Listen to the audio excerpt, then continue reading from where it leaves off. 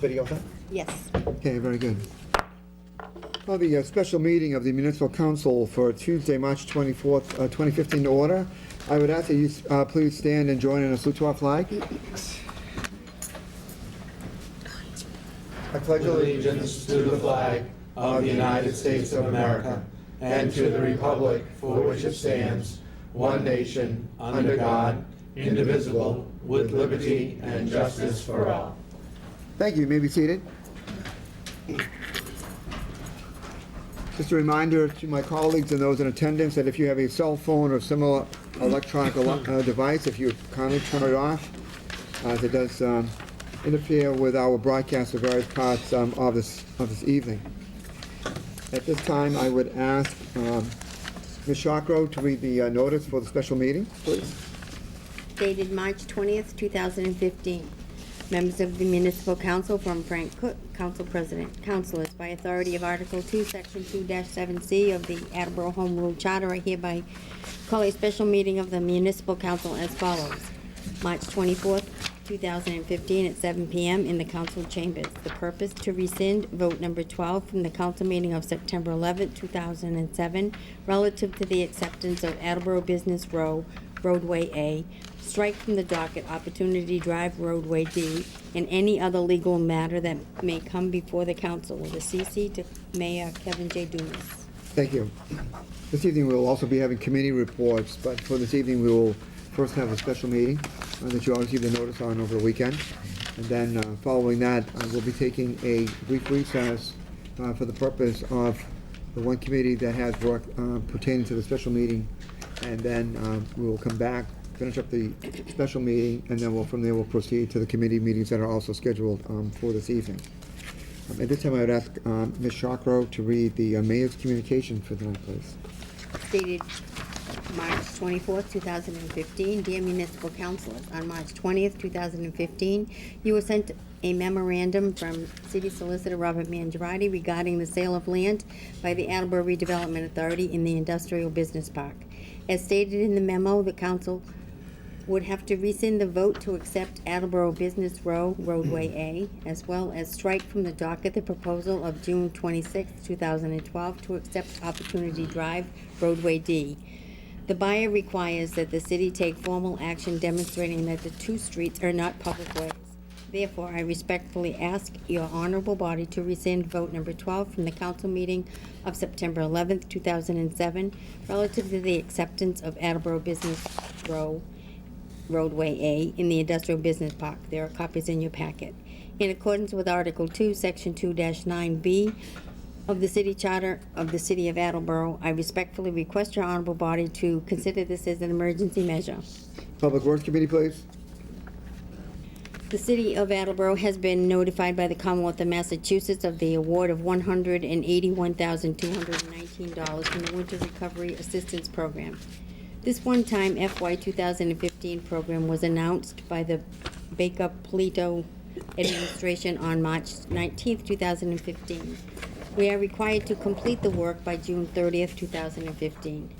These funds will allow the City of Attleboro to repair potholes, crack ceiling, repair damaged signs and signage and guardrails or other damage resulting from this harsh winter.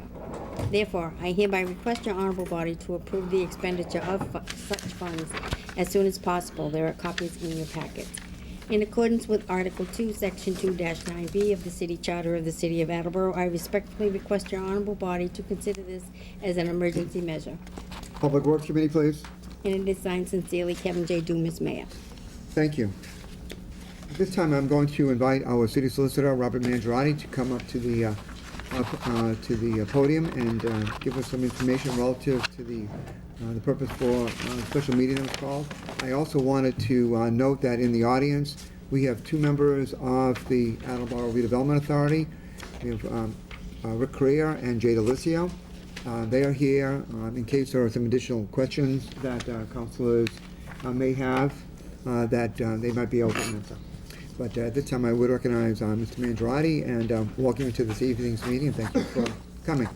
Thank you, Mr. Cook. It's nice to see you and all of the other councilors. I'm going to pass out, I have just 4 prints of a plan that might be useful as we explain this. So if you could share that. Great. Thank you. I'll also try to point to the diagram, make sure that that's similar to It's fine.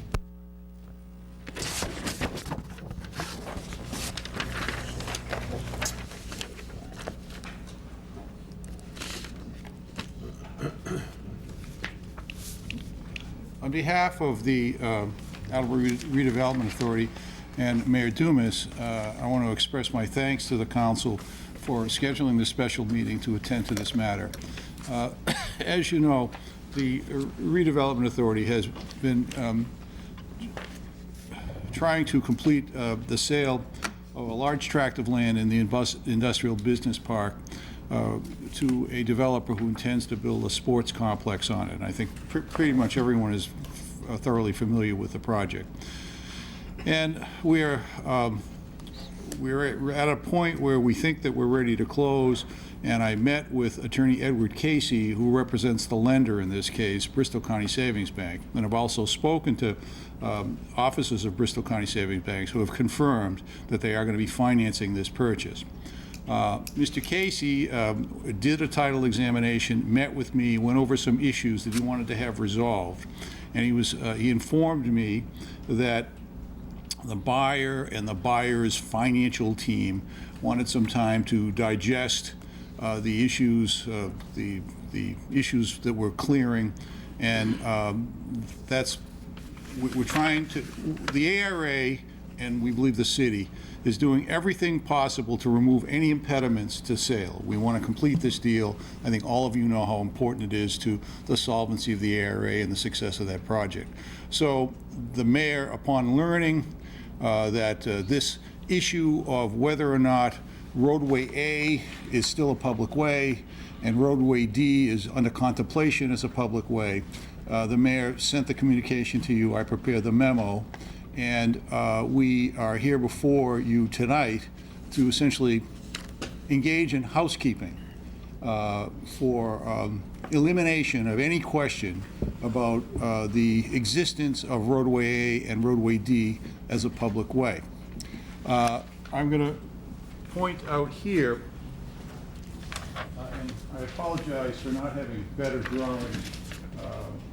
We're waiting for complete drawings from the buyer that will show things more clearly. But I met with the planning staff, and we, on the basis of the purchase and sale agreement and assessors maps, we outlined the portion of land that's under contract with the developer of the business park. And that's what you see in pink. And to orient people, this piece here is the Mars Seafood piece that the ARA said several years ago, and there's a little stub of a road running alongside of it. It's not really shown clearly on that plan. The plan you have predates the Mars Seafood. Mm-hmm. So this is, I have another drawing I can show you if you, and this is my taped together assessor's map, and maybe you can pass it around. I see Mr. Conti and Mr. Bentley looking. Here's Mars Seafood right here, and that's the access way to Mars Seafood. And this tape, I'm sorry I don't have extras of that, but they all come together. So roadway A is the roadway that you see on the map in front of you, and it's located approximately over here. And at one time, the city council, pursuant to a request of the then executive director, Mr. Malinowski, did accept roadway A. There's a vote on record that says the city council accepts roadway A as a public way. And that's the drawing that you have in front of you. That land is still owned by the Attleboro Redevelopment Authority. Mr. Casey, who completed the title examination, confirmed that. There's never been a conveyance of any interest in land from the Attleboro Redevelopment Authority to the city for the roadbed of so-called roadway A. And you should understand that in the law of, and you do understand because you do it all the time, in the law of establishing public ways, there's many steps that have to be followed before a roadway is deemed a public way. And among those steps is the acceptance of an interest in land as well as acceptance of the public way. And you know yourself that when you do street acceptances for subdivisions, you do an order of taking so that the city can acquire a real estate interest in the road bed. That never happened with respect to roadway A, nor was there ever an acceptance plan recorded at the Registry of Deeds. So those are, in my view, fatal defects in the process. And I think that the council took the step back then to try to expedite some grant funding for the area at the time. But now, all of the plans that were made back then have become inoperative. The area does not have the money to build roadway A, and it has never started construction on roadway A. And now the new plan calls for the sale of that entire area for a different type of project, the sports complex that you are all familiar with. So in order to satisfy the buyer and the buyer's financing team, we, in conjunction with Mr. Casey on behalf of the bank, are suggesting to the municipal council that you rescind the vote by which you accepted roadway A. Therefore, that becomes a nullity. As I said, the road hasn't been built. Many of the essential steps in the establishment of a public way have not been completed. Consequently, this is something that I think is in the interest of the city. The city has no, in my view, no interest in retaining rights in roadway A because the ARA, and I think with the support of the city, has decided that the most prudent way to redevelop this property is by selling it as a large tract to the sports complex people. So that is the reason why we've asked you to rescind the vote accepting roadway A. Therefore, with that certified vote, we can show the developer that the city has no interest, the public has no interest to cross on the land on which the sports complex will be built. And as you can see in these permitting drawings, the developer intends to put all kinds of facilities on the area where roadway A was going to be. So I don't think that the developer is being entirely unreasonable. I think, in my experience, lenders want to make sure that there's no risk or minimize risk to the greatest degree possible. So this is an accommodation to the ARA and to the developer, and I don't think it has any negative effect on the interest of the city of Attleboro.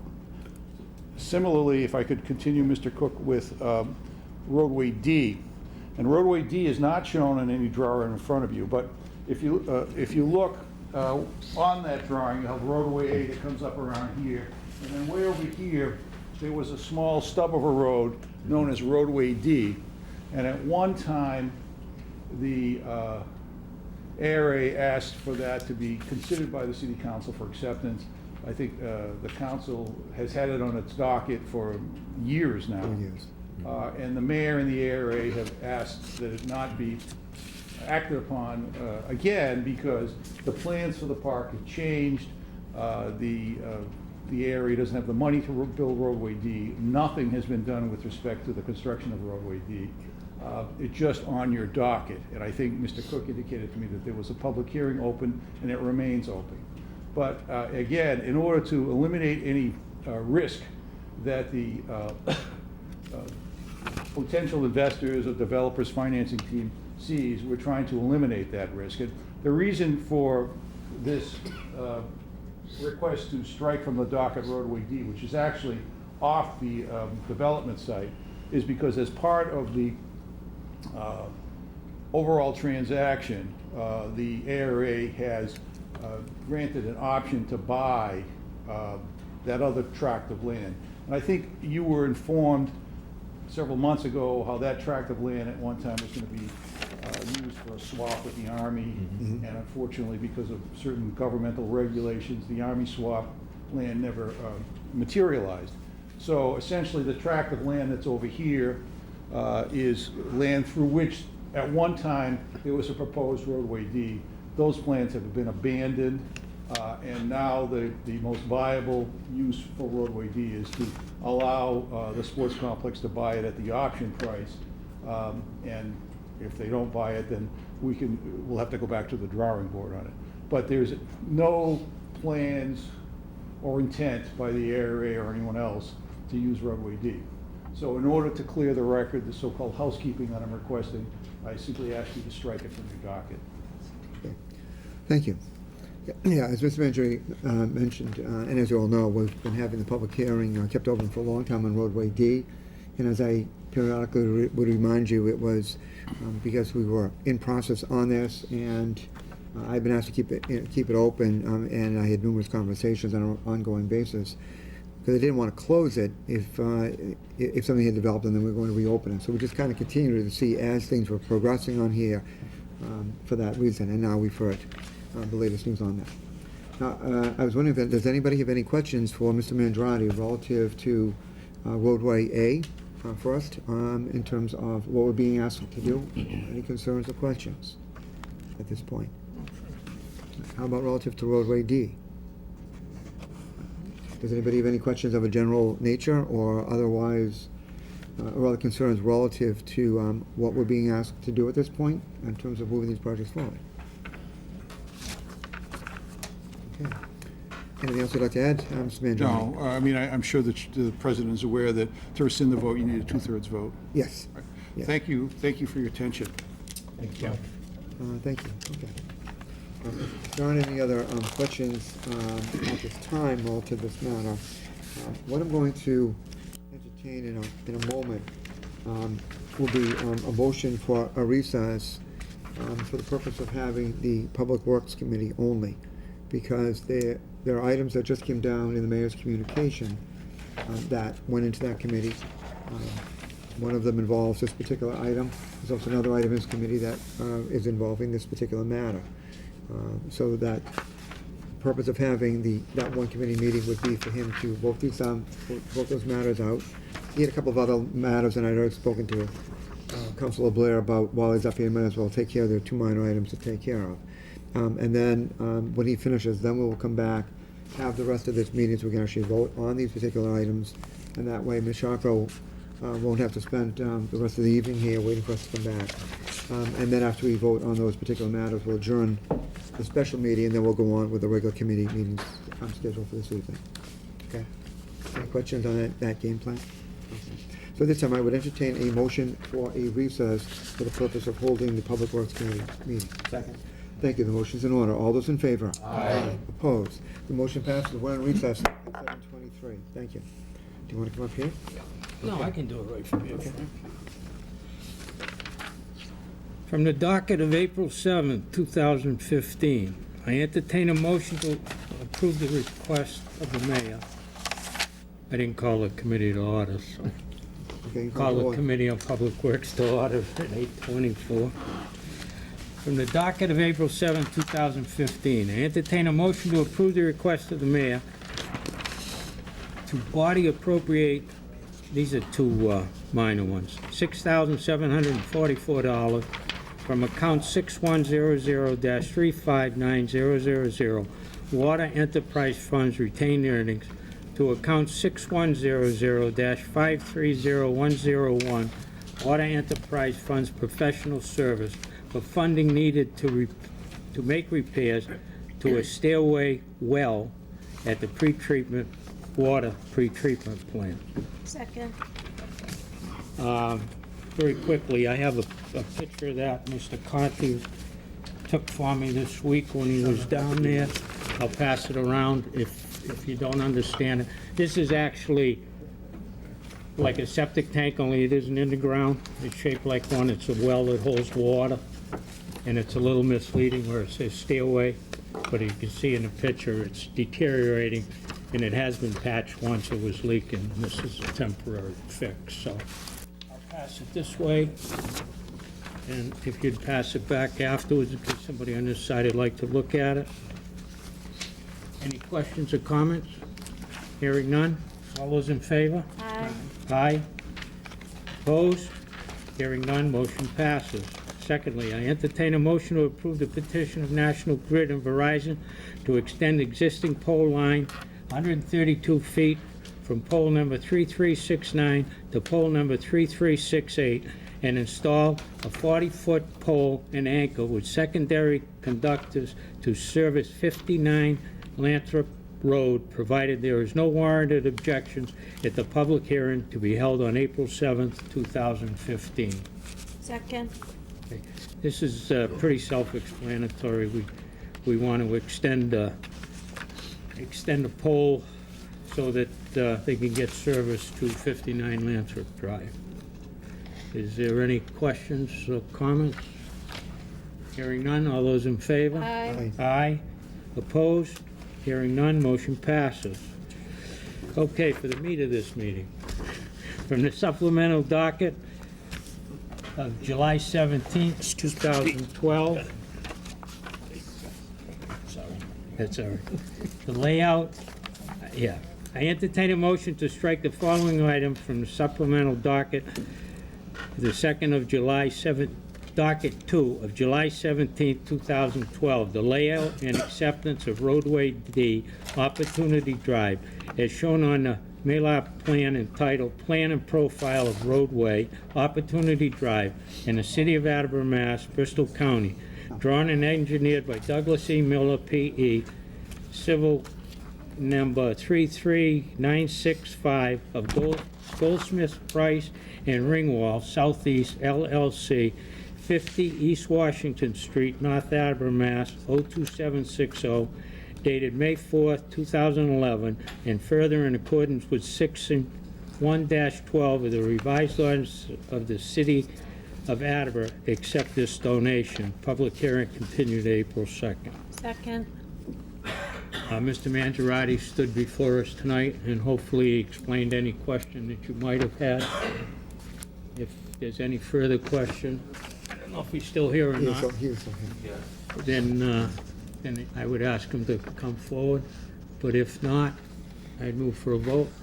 Yes, Mr. Conti. I just have a comment, Counselor, that this is a good example of that the council can undo what it does, and for good purposes. The reality is that the vision of what would become of that land back when the council voted to accept roadway A or consider accepting roadway A as becoming a roadway are very different than what we're looking at today.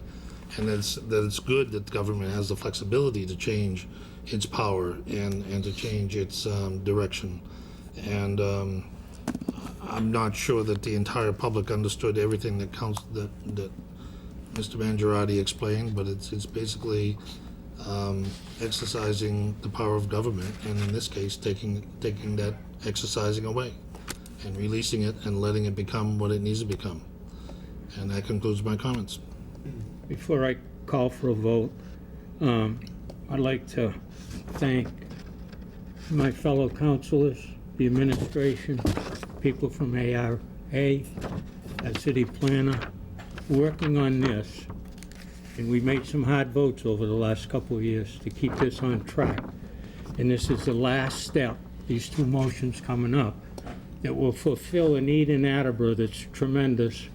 And myself being here 72 years, I can't remember anything that's going to be any better for the city of Attleboro than that new sports complex going up. I think it's a win-win situation for everything, and I want to thank everybody that's been involved for their vision and the time that you have spent in closed-door session and made those hard decisions to keep this project alive. Any other questions or comments? Frank? I just wanted one housekeeping item. On the motion that you had read, the date of that public hearing should be April 7, not April 2. Okay. Okay, Friendly amendment? yes. Thank you. No other questions? All those in favor? Aye. Aye. Opposed? Hearing none, motion passes. Move to adjourn Public Works Committee at 7:30. Second. All in favor? Aye. Aye. We are adjourned. Thank you very much. You all set? Yep. Anything else you need to, Betty, you all set? Okay. All right, I'm gonna call the meeting in order, okay? Call the special meeting of the Municipal Council for March 24th, 2015, back to order at 7:30. At this time, we will proceed with committee reports. I recognize Councilor Blair. I get to be first all the time. All right. Tonight you do, yeah. Usually I'm way down on the list I need right a away. copy of your, once you have that all signed, I need a copy of that. Yeah. From the supplemental docket of April 7, 2015, I move to adopt the following emergency preamble. That the Attleboro Municipal Council vote to take action as provided in the city charter, section 2-9B, regarding the emergency which presently exists relative to the request of the mayor to rescind vote 8 from the Attleboro Municipal Council meeting of September 11, 2007, voted on a roll call of 11 yeas, 0 nays, to accept the street entitled Attleboro Business Row, Roadway A, defined on a plan as parcels G, H, I, and J, having a length of approximately 1,828 feet. Parcel G, 9,600 square feet. Parcel H, 35,149 square feet. Parcel I, 47,959 square feet.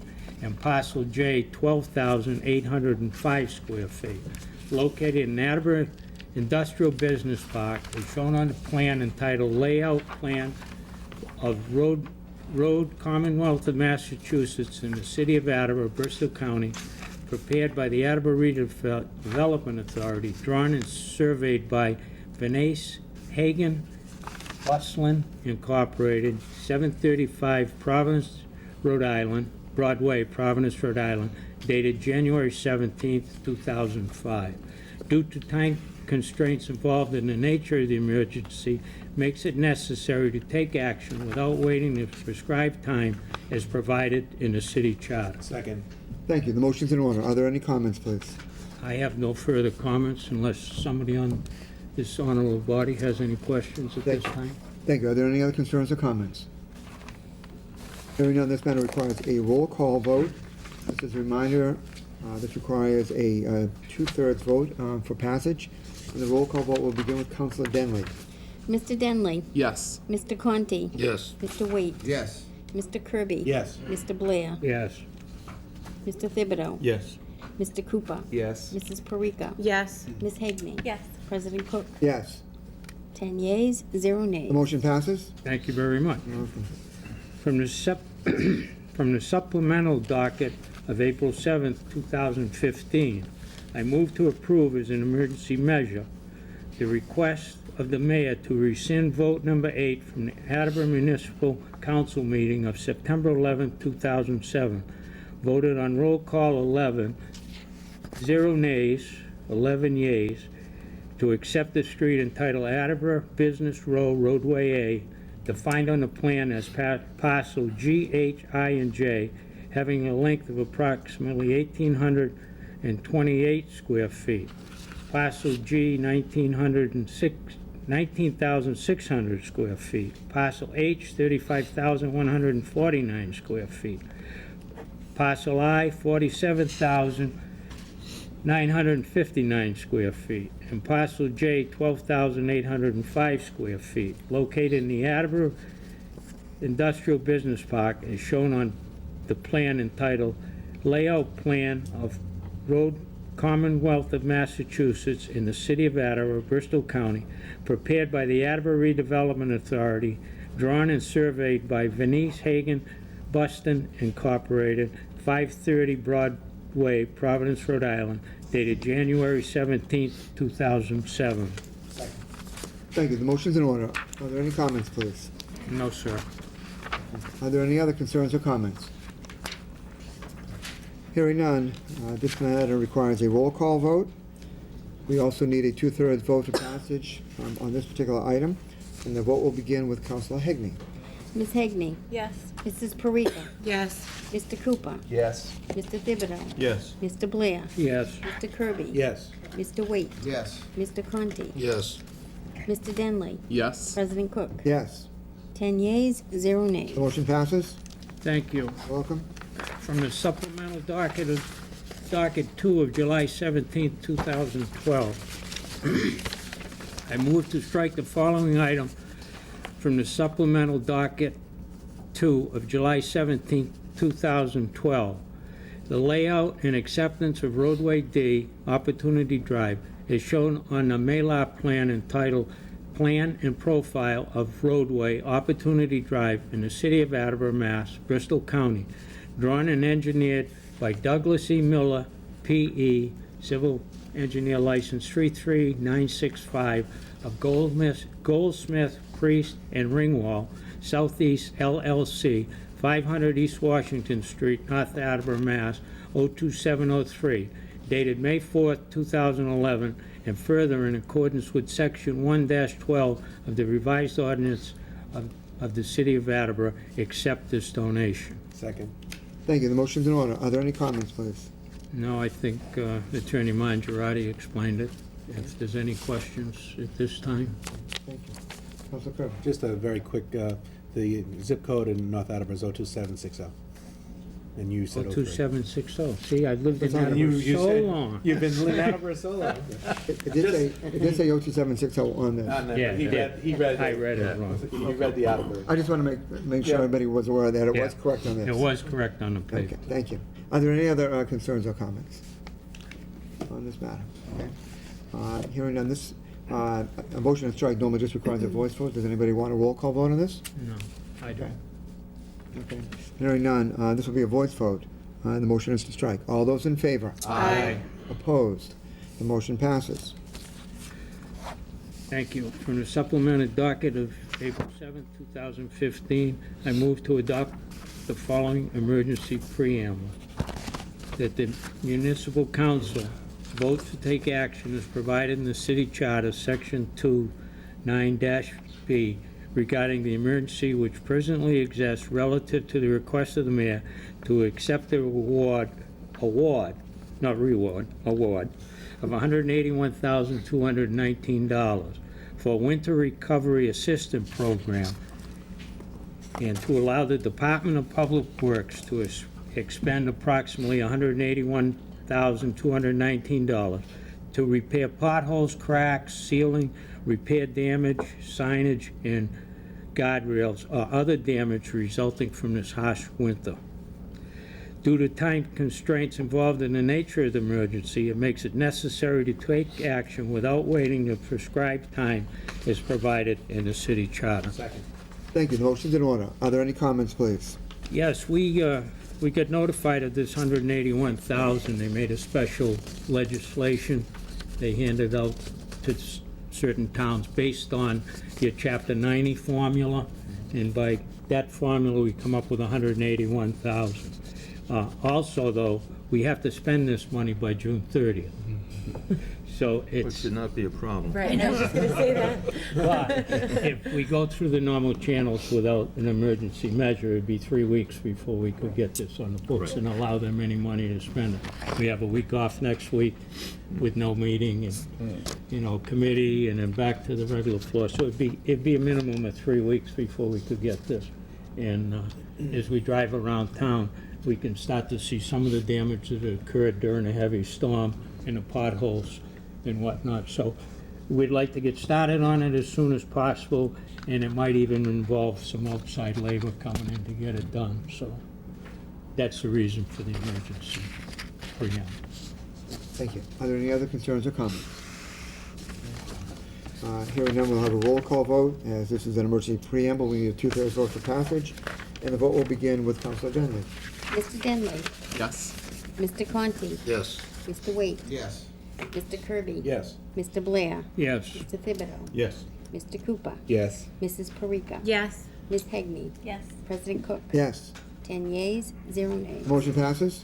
Thank you. From Welcome. the supplemental docket of April 7th, 2015, I move to approve as an emergency measure the request of the mayor to accept the award of $181,219 for the Winter Recovery Assistance Program, and to allow the Department of Public Works to expend approximately $181,219, to repair potholes, cracks, sealing, repair damaged signings and guardrails, and other damage resulting from the harsh winter. Second. Thank you. The motion's in order. Are there any comments, please? No, sir. Are there any other concerns or comments? Councilor Parika. Thank you very much, You're welcome. President. I couldn't be more thrilled about this. As everyone knows, I drive around the city all day long. And the DPW guys can't seem to catch a break because they went from removing the snow to fixing everything that went along with that. And as the snow is melting, you're seeing a significant amount of damage all across the city. They've been out cold patching, and they were replacing signs all over the place today too.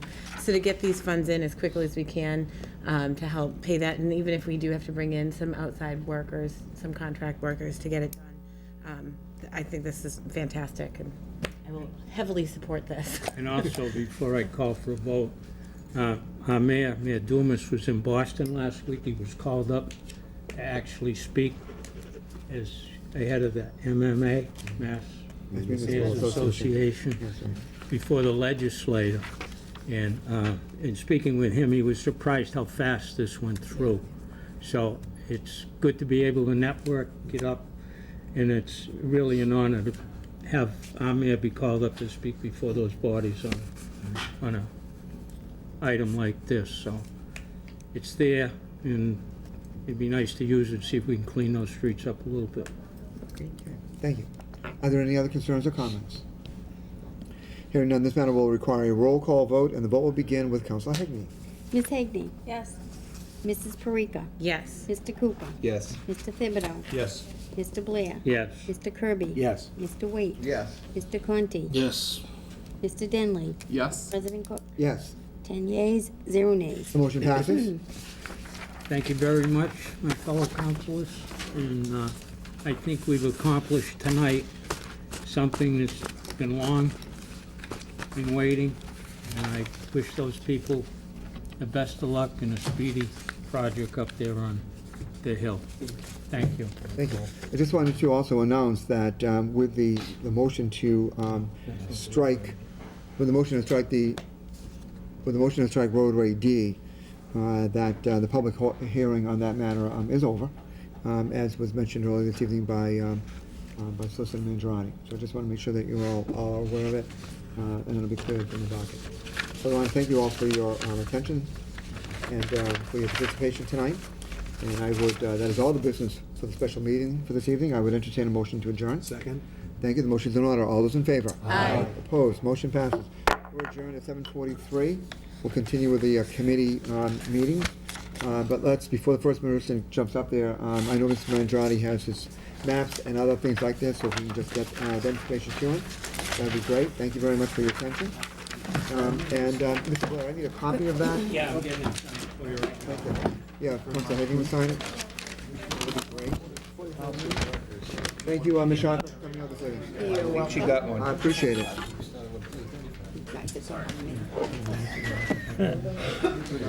Thanks, Bob, you did a great job tonight. You didn't have to ask me any questions.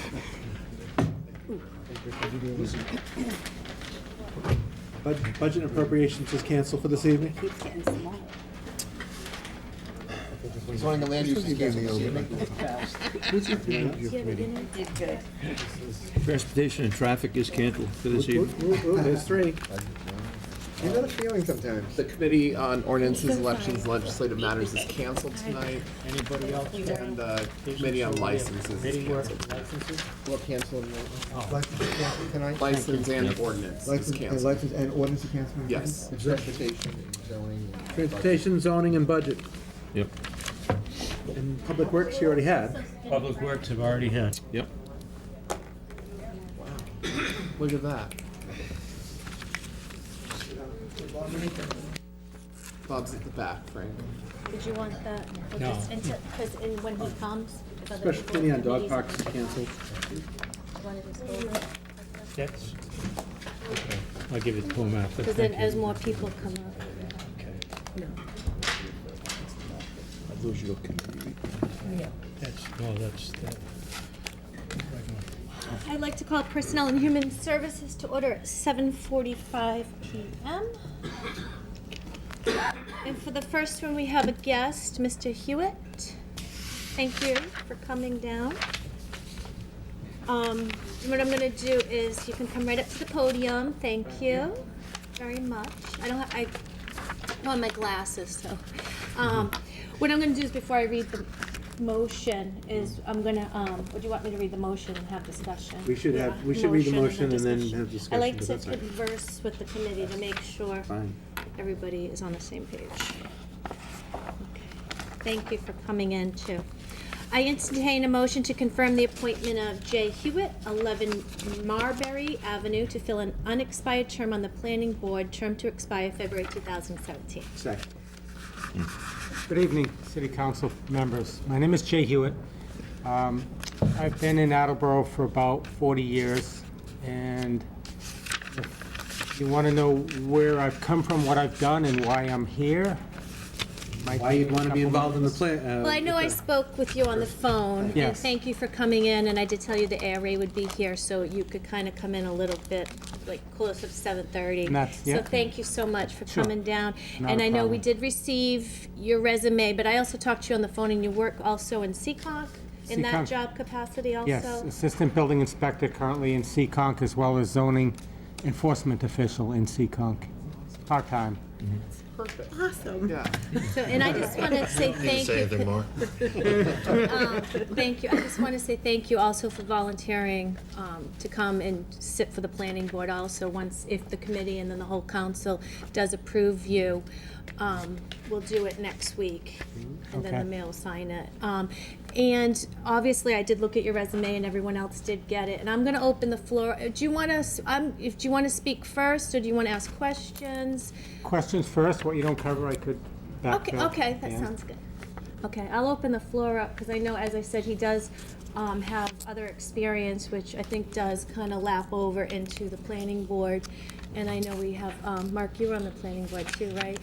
So you know everything any other questions? He did come all the way down, so if anyone has any other questions. Peter? No, just to thank you again for volunteering. And it's a real advantage when we get somebody on these boards that has expertise in those areas. I mean, I'm sure it'll be a big help for the rest of the members on the board, or from people coming in and appearing before the board. You'll better understand their wants and needs. I've been a licensed general contractor since 1992. Okay. I've been in the construction field my whole life, basically. I've worked at Texas Instruments for 30 years in the carpenter shop, supervisor of carpentry, painting, signs, and locksmith. I transitioned from there into Rhode Island Hospital for 7 years as a supervisor of carpentry, painting, signs, and locksmith. It was 2.8 million square foot facility. It was healthcare, a lot of we have to go with dust containment, and had to do a lot of planning and communications with patients and visitors and nurses, doctors. So I'm pretty well versed when it comes to construction, although I'm not always swayed in this direction of a contractor. I want to be fair. I want to hear. I feel it's an opportunity to get involved in the city works. Just by getting on the planning board, I consider that an honor. So I would look forward to having a say, to listen and see and be fair with whoever's presenting. And Objectivity, right. very vital. Just Yes. another comment. I'm glad to hear you say that you will listen, and there is sometimes a gray area, and the people that come before you sometimes are really in a bind or need somebody to listen and understand. And with your qualifications, I feel confident that you will be able to listen and understand. So thank you again for volunteering. Walter, did you? No, I'm satisfied. If he's from Seekonk, I mean, you know, Walter grew up in. I grew up in Seekonk. Ah. Yeah, so I have, I'm You're an I'm sure we Attleboro have now. some common people. Yeah, that we just know. don't put any signs up unless you pull a permit, because I'm Yes. Ooh. I would never do that. Well, thank you so much. It was a pleasure. Mr. Conti has a yes. question. Everett, thank you for doing this. Like you, I serve two communities. In Taunton, I'm assessor, and in Attleboro, I'm municipal counselor, and the dynamics between the two communities has been an incredible education. And I suspect you're going to be utilizing a lot more of your zoning jurisdiction in the planning board than you are your construction jurisdiction. Some of the planning board issues that have recently come up have been very trying, and they've split the vote on the planning board. And I see that as good, that constant unanimous decisions aren't always telling that there is adequate consideration given into decisions. So I think that your contribution to the planning board stands to be quite outstanding because of your municipal experience in Seekonk. And when I heard that you were serving Seekonk in that capacity, I instantly decided that you'd be a wonderful addition to Attleboro. I'm looking forward to having joint meetings with you here in these chambers on some of the challenging issues that are coming up, because I want to hear what you have to say, and I want to hear the planning board voice heard, because they make a recommendation to the city council on every major decision. For example, Harvard Street, which if you haven't heard about, you're going to. So I think you'll also find that there's a big difference in the zoning and planning in the city of Attleboro versus Seekonk, being a city rather than a town. I see the differences between Taunton and Attleboro, and they're two cities. Yeah. So we do things a little bit differently here because of the way our forefathers formed our government, and it's working fabulously. So I'm looking forward to you getting involved in it, and after you're in for a while, we should get together for a cup of coffee. I'd like to hear your observations. Sure. And that I look forward concludes my to that. comments. Thank you. Comments, questions are always welcome. So, thank you again. And do you know when the next meeting is going to be? Do you need to talk? Because Linda can give you any information too, even if if they have a meeting before we approve you, you might want to sit in on it, or Sure, I'd love Linda to. can give you any information when you head out, so that way you'll be right up there. Okay, very good. Thank you so much for coming out. It was a pleasure. Thank you for your to- time, I appreciate it. Thank you. Okay, so I read the motion, we have a second, and any other questions or comments? When I talked to him on the phone too, he was a plethora of information, and we have an eclectic group. So, and as you said, we do take the recommendations from the planning board, so. Okay, so, all in favor for the appointment? Aye. Aye, motion passes, thank you. Okay, I just have a few motions to go down to this evening. Okay, so the first one, from the docket of April 7th, 2015, I entertain a motion to approve the request of the mayor to transfer $931.77 from account 112410000-578300, citywide reserve fund for transfer, in order to fund the Attleboro Crossing Guards collective bargaining agreement to the following: $915.60 to account 1300100-51100 crossing guard salaries, $16.17 to account 1300100-5010 crossing guard holidays. Second. Thank you. And there was the backup in the information that upon the approval of the negotiations, they did come to the conclusion that one goal was removing that initial uniform payment to new crossing guards. The city will provide the initial uniform for those employees. This contract is effective July 14 through June 30th, 2017. The Crossing Guards Collective Bargaining Unit receives a 2% increase effective April 5th, 2015. The next increase will be 2% effective for the next fiscal year, July 1st, 2015. The final increase for the third year on the contract will be 3% on July 1st, 2016. And then the pay schedules will be adjusted to include a new initial step as well as a new maximum step. So those were the collective bargaining, they both agreed, they signed on that, and that's why we're making those funds available. Okay, any other questions? Yes. A comment? I'm sorry. That's okay. I'm glad that they've come to an agreement. The crossing guards are an integral part of our community. They help manage traffic and get kids to school safe every single day all around the city. I would just like to take just one moment, if you don't mind, Chairman, to just mention Susan Martin. She is one of the crossing guards over at Brennan at Studley, and during this winter, she has really gone above and beyond and taken an extra step to ensure the kids are safe, because normally they cross at Studley and go behind the football field and go into the neighborhood by where Rick River lives. But she's been crossing them up on the main road, and she's really been like instrumental in keeping those kids safe, because it's really dangerous. And so I'm glad that they've come to a nice agreement. They are, I have a lot of respect for them. It's not an easy job. I certainly wouldn't want to be standing out there in the freezing cold and rain. I'm looking to be inside my bus, so. It's so Well, cold. I actually. I'm still cold, but.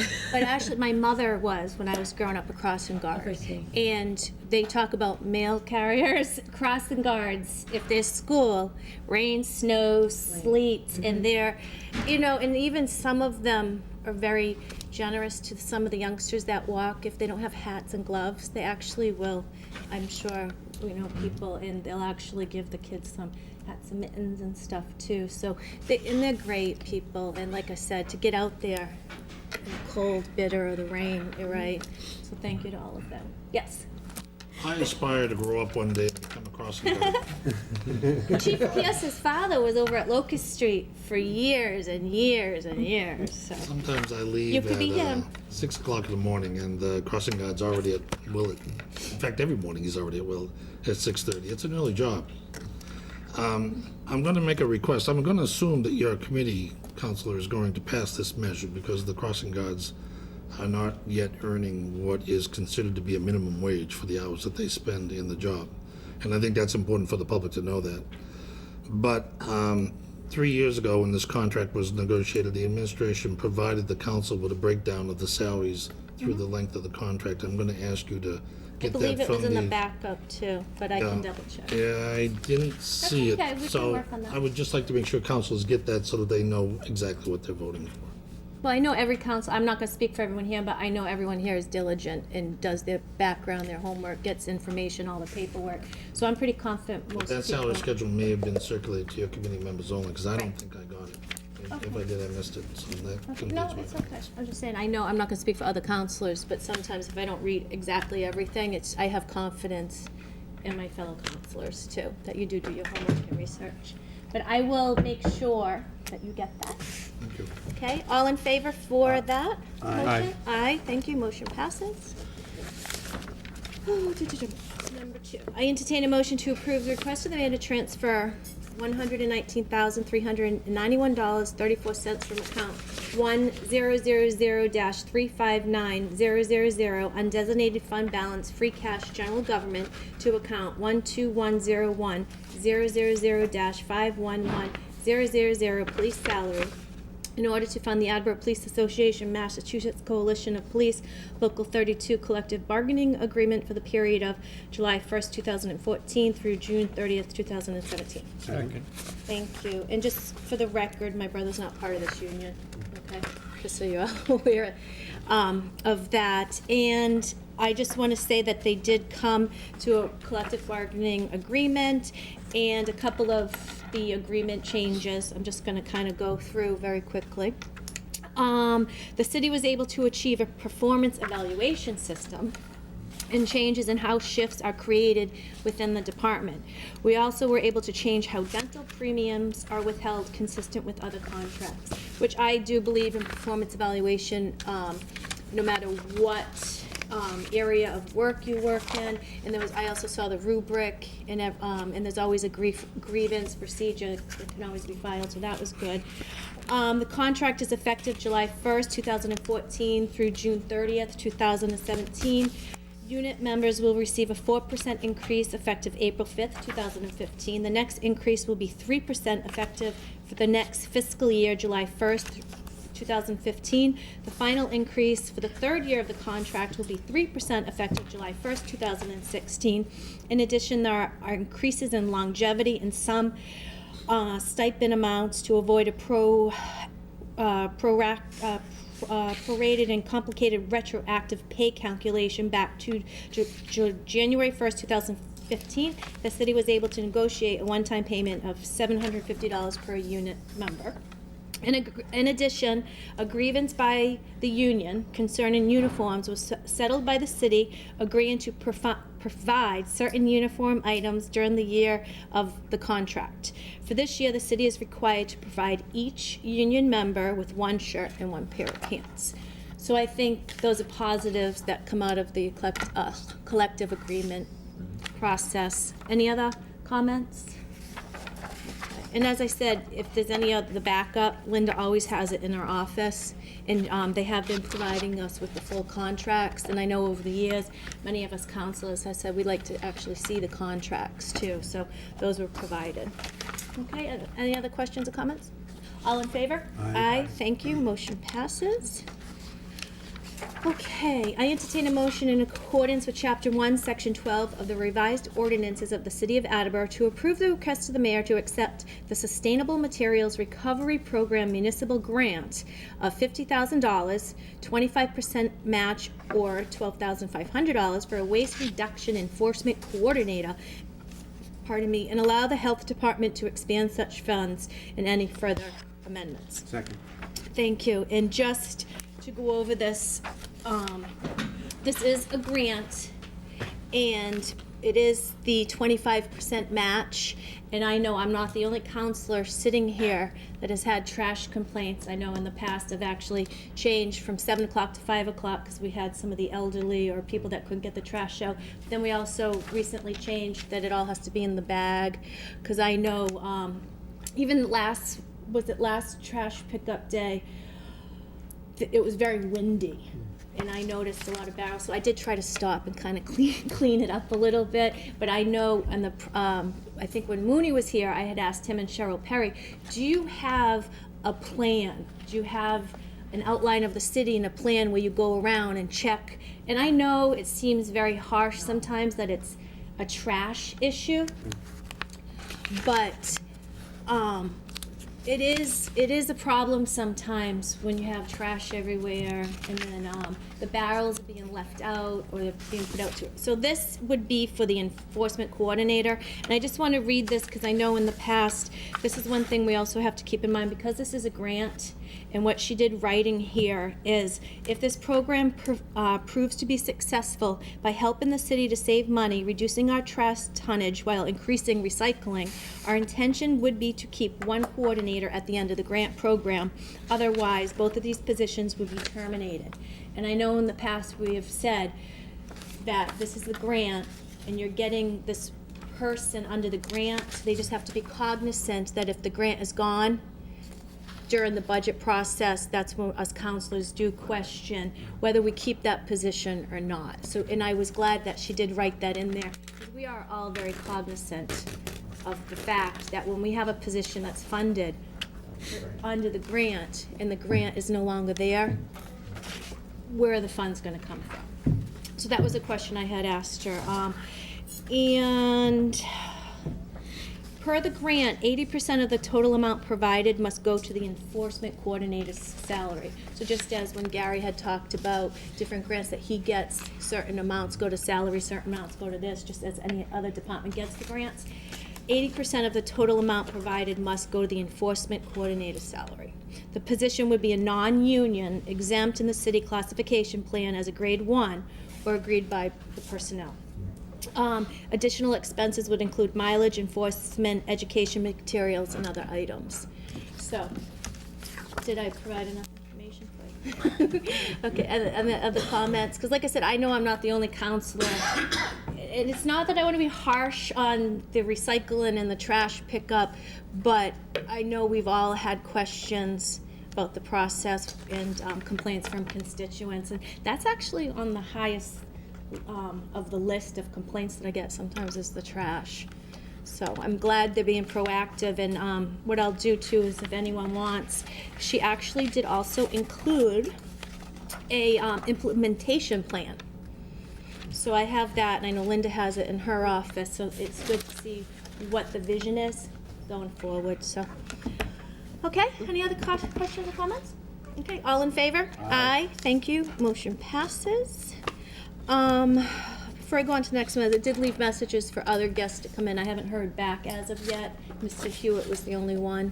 So I just, the Conservation Commission and then the Housing Authority gentlemen. Okay, I did leave messages. Okay.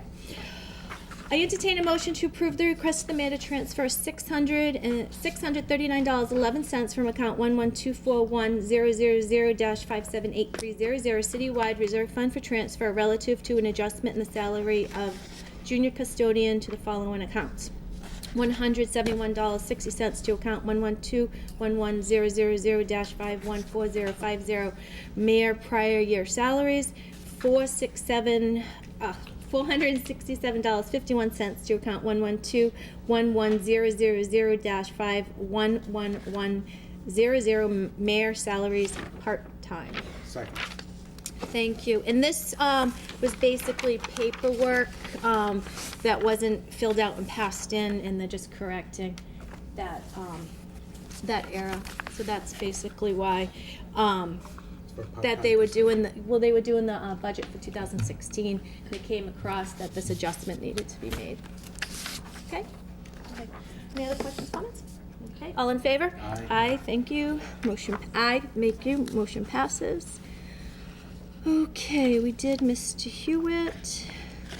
And just on the last one is, I can't say her name, but a Citizen X who had come in, and I believe Mr. Allard had given me some information from someone that had come in before that was in my mailbox. And like I said, she was one of the guests where you can't say her name. And she's frequently been calling me, and I know Walter had spoken to her too. She did leave me off some information on the anti-bullying, what her thoughts were, and she wants to look at more tenant organizations. So I don't know the private and the public entities of these owners or the people that we had talked about this at length about some of the problems, but are they in the jurisdiction beyond the private owner scenario? And also, I want to go to the next Human Service Council on Human Rights, just talk with them to see. We wanted to, Mr. Conte and Thibodeau wanted to kind of get more of a forum going in conversation. And now that it's in committee and I can kind of get some more thoughts from you, is what are you thinking entity-wise? I know when I talked to Linda, we kind of wrote a broad motion just to say have people come in and have the discussion, and we just kind of put the Council of Human Rights on human rights. But other entities, what do you want this committee to do for the discussion? Get people together, have them come in during committee meeting. As I said, I'll go to the next meeting. I just want to get your thoughts and Mr. Conte's thoughts too, moving forward. Thank you, Counselor. I was not able to attend the last Human Rights Commission because I had a capital improvements meeting here in council chambers. But I would recommend that you do attend the next Human Rights meeting. They were disrupted by the snowstorms just like everybody Yep. else. And they have, I think, first place in directing you towards where you're gonna go. So I defer to their comments and opinions, and serve to support them in their efforts. So they're far more qualified in their responsibilities to explore and identify future avenues. And because what I was thinking too is not just have me go and then I listen and they talk and stuff and everybody else doesn't really feel unified. I don't want to say unified, but kind of have the discussion too. So I wasn't sure if maybe have the chairman come in, or that's what I'm I looking think- for, is I really want some specifics in, because I'm going to go to the meeting and then I'll come back, but I want to know, have these people, these entities come in too, so it's not just me and then I'm regurgitating everything, but have other counselors have the opportunity to ask question what's going on.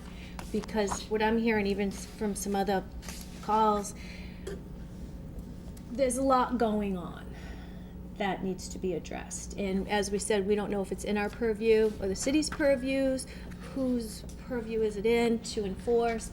I know I had talked to someone on the POPs unit at the police department, and they go in and they kind of mediate a little bit. So I really want to say, okay, I want these people to come in, I want this discussion.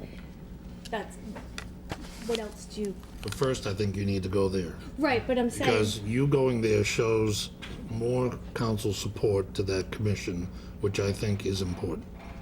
And after you attend one of their sessions or two of their sessions, then may be appropriate to have them come in. Okay, but going forward too, Walter, I know you had other entities that you had brought to my attention. I had put that in your box, by Yeah. the way. Oh, and, that was you, okay, I thought it was Mr. Allard. No, it's okay. And what that does is it's one of the handouts that the Mass Union, which is a tenants association organization, and they whether an entity is privately owned or publicly owned under Mass General laws. As tenants, they have rights, and one of the rights is to organize and have a tenants association to negotiate any kind of grievances that they may have with management or with other tenants, although a lot of that stuff can be taken care of within the tenants association. So that is an option, even for myself, for instance, where I live in a mobile home park. If people wanted to organize a tenants association within a mobile home park, it's Mass General Law allows that to happen, and the owner of the mobile home park cannot say that we can't do it, because it's law that we can. So whether it's public housing, private housing, it doesn't matter. It's all legal to organize, for tenants to organize and work with the authority of who's operating that particular building in order to make sure, or series of buildings, in order to come to compromises with different problems that they may be having, whether it's with management or other tenants or services. So that's what that's about. What I had talked to you about in general was about mass housing. Any time you have residents which are living in either privately owned or publicly owned housing, but primarily privately owned housing, mass housing gets involved with any kind of rent control that the state may have contracts with that private owner to operate and keep the rents low for the tenants. And the different entities that we have around the city that are privately owned and operated by corporations or by individuals may or may not have active rent control contracts with mass housing. And that gives mass housing leverage with the owners or the managers of those facilities to come in and talk to them about problems that tenants are having that management is not addressing. And because these rent control contracts expire or are up for renewal occasionally, and if mass housing is not getting the level of cooperation that they have asked for from a particular owner, then they may not renew. And if that's the case, then that subsidy, if you will, that is being paid to that private organization that owns that facility, that's keeping the rents low for the residents, could be taken away, which is going to hurt the business. So there is some leverage there, and that's why I say that mass housing is one of the organizations that, as chair, you should either invite someone from mass housing to come in and talk about those kinds of situations and what kind of leverage they can provide at their level to maintain some civility within the apartment dwellers that are living in the different facilities. Thank you. Okay, so first step, Council on Human Yeah. Rights, but I just wanted to You will kind of be get some you more will be very much welcome and there. potatoes too, because what some people were getting was a false sense of security from an enforceable ordinance. And I was getting people say, we'll pass the ordinance and we're saved, but it wasn't enforceable. And that's why we had gone in a different direction too. So we wanted to get some meat and potatoes, because they thought that by passing that, everything will be solved. and that wasn't the case. No. Okay. Okay, so thank you for the comments. Okay. And that was all for, I just want to make sure I went through all of the motions, the custodian. Okay, I'd like to adjourn at 8:16 p.m. Second. All in favor? Aye. Thank you. Motion passes. We are adjourned. Thank you. Me to go? Happy to. I do, Wait, how many motions? but don't usually go quite that long. How many motions? They print a list every week. That's what I thought. Okay. Vote withholding. Chuck and I mean, you were holding that one too. Right, that's what I thought. Are you ready, Heather, or do you want me to? I can most certainly go, that's no problem, because you have, you and I'm gonna be a long have time. lengthier Cover the That's other right. matter too. topics. And don't get.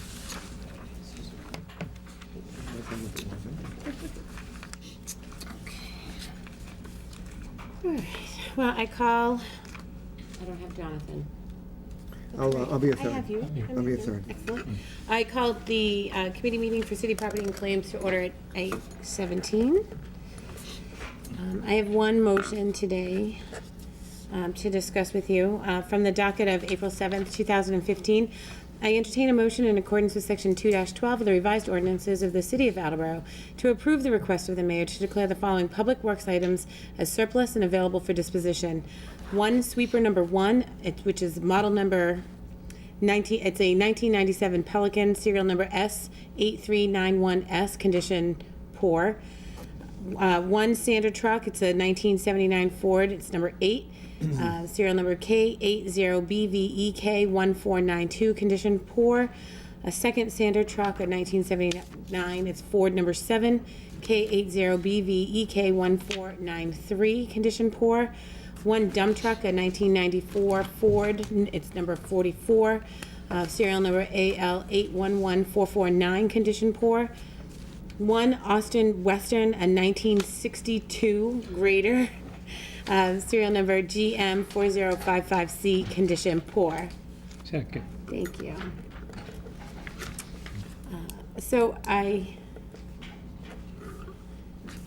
It's 1962 grader kind of cracks me up. Older than you are. Yes, it is older than me.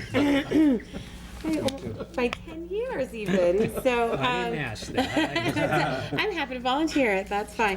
Welcome back, Counselor. Thank you. I was down the DPW yard. Bobby Rougeau and I took a walk out there today. I saw the sweeper last year. They've been just taking parts off of that to The other one. fix the other one as they've gone along. The two standard trucks, the body rot, like you could see straight through the beds. I mean, there's nothing left of these. If they have the capability of utilizing them as a turn-in, they certainly will, but they're currently in the DPW graveyard. Any questions or concerns? No, thank you. Hearing none, I'll move for a vote. All those in favor? Aye. Opposed, motion passes. And while I have everyone's attention, the lovely City Clerk Betty Shawcrew asked if I would just let everyone know at home and those of us here in attendance that this Saturday, March 28th from 9 to 12 at the pumping station on West Street, it's a rabies clinic and licensing for your animals here in the city. Rabies shots are $12 each, cash only. They'll do dogs, cats, and ferrets. It's good to know. I didn't know we did that for ferrets, but that was a good thing to learn today. You can also at the same time, any Attleboro resident can license their dog. It's $5 for spayed and neutered animals and $20 for intact. So that's Saturday, March 28th, 9 to 12 at the pumping station on West Street. Thank you very much. I move for an adjournment. Second. All those in favor? Aye. Thank you. We are adjourned at 8:20. Thank you. I'd like to call the capital improvements and city development meeting to order at 8:20. I have 3 motions and a resolution to bring before you this evening. From the docket of April 7, 2015, I entertain a motion to approve the request of the mayor to appropriate $20,900 from account 6100-35900 Water Enterprise Fund retained earnings to account 6100-530-101 Water Enterprise Fund professional services for funding needed to clean and inspect the backwash water holding tanks. Second. Thank you, Councilor Denley. These are backwater holding tanks. These are located behind the building on Water Street, in between the main processing building and the tank that Councilor Blair showed us earlier. All these tanks are underground, and what happens is that water coming out of the plant, flushing into the tanks, there's 18 inches of activated charcoal on the bottom. Every time you cycle the water in, it disturbs the charcoal a little bit, and it gets pushed up the hill into the tank that he was showing you. So it's a routine maintenance thing, but you never know when it's going to take place. So it's not a budgeted item, because depending on turbidity and volume and solution of the water going through, it'll last or won't last. So it costs $20,900 to replace it, and it's a necessary item. I recommend its passage. Any questions? Very well. Motion's in order. All in favor? Aye. Motion passes. I entertain a motion to approve the request of the mayor to appropriate $8,996.40 from account 6100-35900 Water Enterprise Fund retained earnings to account 6100-548040 Water Enterprise Fund supplies equipment for funding needed to replace the variable frequency drives for the ozone booster pumps. Second. Thank you, Councilor Denley. The variable frequency drives are about the size of this desk. They're bolted to the wall, and they're a metal can with some bright lights on them and little dials. And to show you pictures of them would do you absolutely no good. So what this big box does is just like the volume control on a radio. It controls a pump about the size of that podium right there. There's actually 3 of them. And those 3 pumps are plumbed in series to move the water out of the tanks to the tanks that we just talked about. So what happens is that these big devices, using all of the digital information coming from the new SCADA system, make a decision on the work that those 3 pumps are going to do, and they decide how much power goes to the pump to do the pumping. It's that simple. A variable frequency drive is just the volume. It's like a solenoid. Yeah. Any questions? No. Comments, conclusions, motions in order, all in favor? Aye. Motion passes. I entertain a motion to approve the request of the mayor to appropriate $9,735 from account 6100-35900 Water Enterprise Fund retained earnings to account 6100-35300101 Water Enterprise Fund professional services for funding needed to repair the deteriorating concrete and exposed rebar on the lower dam at Orr's Pond. Second. Thank you, Councilor Denley. Here's a photograph of the dam, with the water coming over the dam, and you can see right here at the top, the rebar is completely exposed. This is the dam that if you're driving down Water Street going towards South Attleboro, and you pass the water department on the left-hand side, and you see the little tanks there, if you look very carefully, there's a little tiny dirt road driveway just after the plant that leads right to this dam. And the dam's constantly flowing water, and what happens, of course, is it erodes the very top of the concrete dam, and they would like to have it repaired so that the water level is restored back to the level it's supposed to be, and that it won't cause a sudden deterioration of any chunks of the concrete, causing further problems downstream. Yes, Councilor Denny. Just 2 quick comments about all 3 motions. First, Mr. Churchill is very wise, and he always reminds us that one of our most important responsibilities is the water system, because without water, you quickly realize how important it is. So on his behalf, I'd like to reiterate that. And my comment is that I just want to give kudos to Mr. Kennedy, who has taken over not just wastewater, but water, has really taken the bull by the horns, getting things accomplished and done. So I support all 3 of these, and that's my comment for all 3 of these motions. Well Thank you. spoken. Any other comments? No. Motion's in order. All in favor? Aye. Motion passes. I have a resolution for you this evening, and Walter, I'm hoping that you'll read 2 paragraphs for me. I entertain a motion to adopt the following resolution for the following priority items submitted by the mayor as part of the capital improvements plan for fiscal years 2016 to 2020.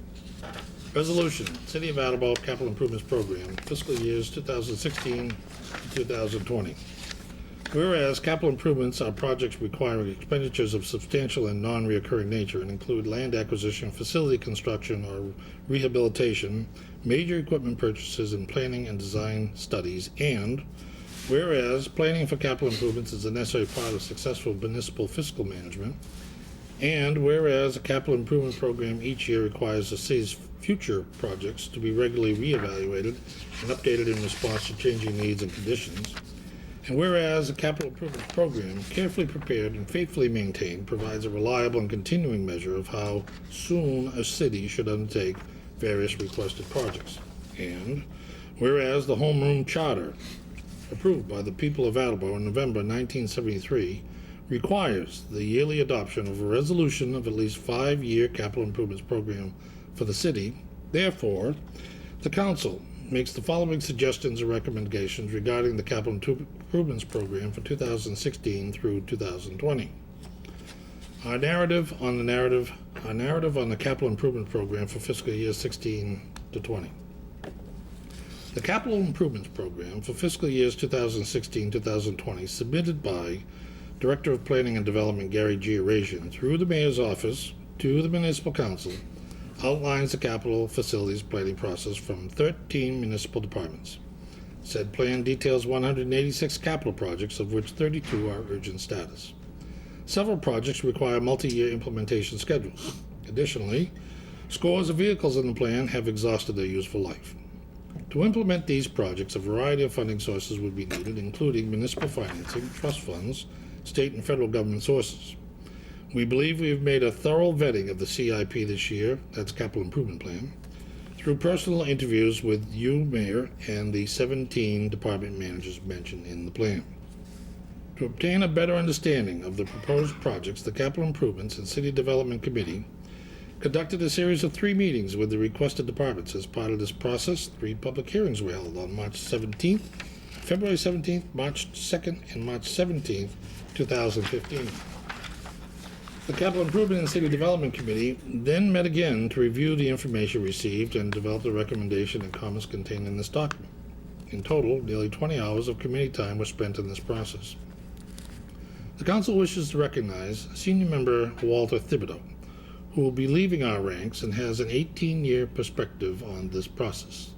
The following is his statement, and I would like you to read it. I'm going to need to borrow your copy. Thank you, Mr. Chairman. Let's see, up here, okay, thank you. As I entered my first meeting to discuss capital improvements citywide, it took a while before I truly understood that although we were reviewing a planning program document that was spread over multiple years, as was our duty relative to the city charter, it became apparent to me that mostly we were playing catch-up with problems that existed before I was elected. Issue after issue was listed as urgent because when it was first placed on the planning program list as a priority 3, 2, or 1, it was not addressed. Rather, it would be passed along to another year in the future until the time it would reach status of urgent. We as councilors knew that we had little money to address all of the issues and that the few that we could address should have been addressed sooner when the cost would have been less. Needless to say, many times my colleagues and I felt that we were practicing in an effort of futility. I am happy to say, however, that since that first experience, the city's ability not just to fix existing problems, but to address potential problems before they became problems that needed fixing has become the normal procedure of reviewing the planning program as it is now presented to each city council on a yearly basis. One of the reasons that this is occurring is the institution of purchasing maintenance contracts for many of the larger facilities that could otherwise shut down without this protection in place. Another reason is the usage of multiple sources of income from the city, state, federal, bonding, and grants to fund planned upgrades and breakdowns before they occur. We operate the city these days with the vision of not just planning, but planning with the will to complete such planning. Mr. Chairman. Thank you, Counsel. Speaking strictly for myself, you have my utmost respect. Thank you, sir. Criteria. To continue the efforts designed to provide financial stability to the city, 4 criteria were employed in selecting and prioritizing the proposed programs. 1, programs that, if not implemented, could result in a negative consequence to the city. 2, programs that will benefit the largest segment of the city population. 3, programs consume management time and therefore have limits. And 4, program construction costs are escalating at near record rates. Recommendation and comments. In conjunction with the analysis, the proposed programs, and discussion with city officials, the municipal council presents the following recommendation and comments in a department and citywide basis. For budgets and administration, the council considers technology to be a priority and the replacement of computers in government center to be essential to the operation of the city. We suggest 1, that increasing the computer replacement budget from $5,000 to $10,000, and 2, create a budget line item to replace computers and peripherals on a 5-year life cycle. City Clerk, Council recognizes the charge to maintain city records and recommends funding $52,495 to preserve ancient records this year. City Collector, the Council urges the replacement of the remittance processing system because it will not be supported by the supplier after this year. Council on Aging, the Council wishes to encumber the funds needed to replace the HVAC and the furnace that have exceeded their useful life so that the funds may be funded when they fail. Elections Office, the Council recognizes the need to replace the AccuVote tabulators, which are no longer supported by the manufacturer. Fire Department, the Council sees the need for a radio master box receiver at Brander Station, as that location has already proven its ability to reduce response times in a growing portion of the city. Replacing engine 4 will require a bond. Hydrant markers should be budgeted until all are marked. Health Department. The Council recognizes the Solid Waste Center paint crushing machine is currently a revenue generator. We fully support replacing it. Inspection Department. The Council recognizes the scanning issue should be resolved by the contractor. The Library. The Council wishes to retain the 170-year-old windows and make repairs to the exterior before further deterioration increases the cost to cure. Mayor's Office, we urgently request the painting of the first Mayor's House, which has been in our message for at least 9 years. 1996, if you want to know the truth. Additionally, the Council supports the renovation of the Academy building and looks forward to having an additional meeting location in 2019. Department of Parks and Forestry. The vehicles in the Park Department are some of the oldest, and the increased maintenance costs to keep these vehicles on the road must be considered. The Council recognizes bonding as a means for the repairs of the administration building. We would like one company to quote all the repairs of the zoo roofs for potential savings. Department of Planning and Redevelopment. The Council continues to encourage the City Administrator to work with the City, Federal, and State delegation to bring sanity to the issue regarding stormwater outfall sampling required under MPDES permit. We also recommending utilizing the park grant for Angel Park. Police Department. The Council recommends that the cell door hardware and lock repairs, as well as replacement of the cell block flooring, be completed this year to prevent degradation of taxpayer assets. The Council recognizes several local cities and towns are considering combined dispatch, therefore we encourage any effort to improve efficiency. The Council encourages maximizing the use of the police building through design changes. We recommend funding the architectural study. The Council will not deny the purchase of bulletproof vests. If the state grant is not available, we will fund them. The Department of Public Works. The Council recognizes the need to resolve Handy Street, Pleasant Street, Peters Avenue, and Forest Street issues this year, and suggests a design construct bid be bonded for this work to remove the responsibility from the temporary director's agenda. The Recreation Department. The Council recommends the playground safety program continue and the reconstruction of the Nickerson Court so that this asset may be continued to be used. The ball field renovations should be budgeted annually. The Bartek Center is a city asset which must be preserved, and therefore we are supporting the repointing and waterproofing of the exterior. School Department. The council encourages the school committee and school administration to combine all lot repaving for a single bid and maybe include the city parking lot as well. The council encourages HVAC for replacement of all locations and recommend that they be combined into a single bid. If there is a priority on a project, it should be schools that currently do not have air conditioning, specifically the Willett Media Center.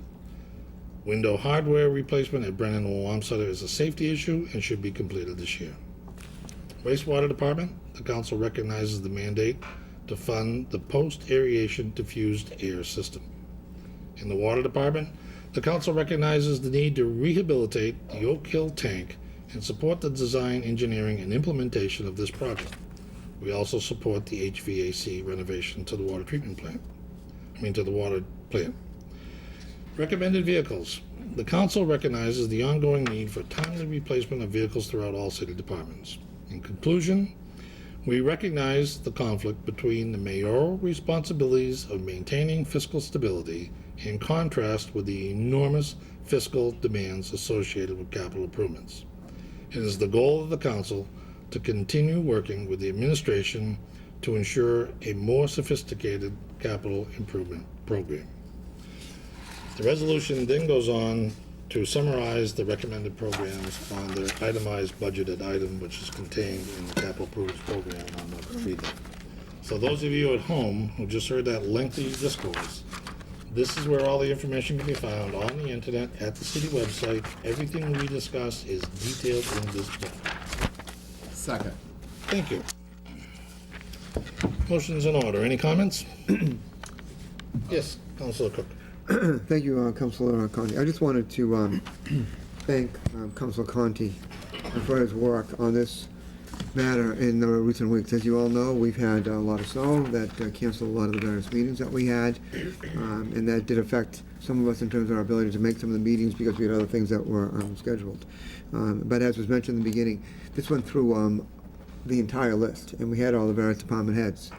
And from personal experience, I can tell you from having done this for 4 years, how difficult and at times overwhelming this task is of trying to get not only all the department heads in and find out what's going on and try to figure out how the administration and planning department prioritize these, but then trying to get all members of the council to come together to determine recommendations as well as a budget message. So I just want to thank all of you for coming out, for your efforts, and in particular this committee and Chairman Conti for your work. Thank you. Thank you, Councilor. As you know, we decided to change our program to a full workup this year for the benefit of 2 freshman counselors. And I think after doing it this way this year that we should sustain it. That we should once again next year do this exact same process. Even though all the counselors cannot attend, it gives the public an opportunity to hear the details coming from the department managers' mouths themselves, together with the questions that the councils might have to ask. And what I heard from constituents is that they learned something about the departments this year. So I think that's good for government. I think it's more transparent for city business. And I think after doing it this year without much conflict at all among fellow councilors, I'm emboldened to try it again next time, should I have the opportunity. Yes, Councilor Denley. Thank you, Chairman. This is a very important document because it goes down to historical record. I was hoping you could just entertain me with a couple grammatical friendly amendments. Certainly. All right. After the therefore statement, the wrong years are posted. So could we Yes, I made that change. Okay.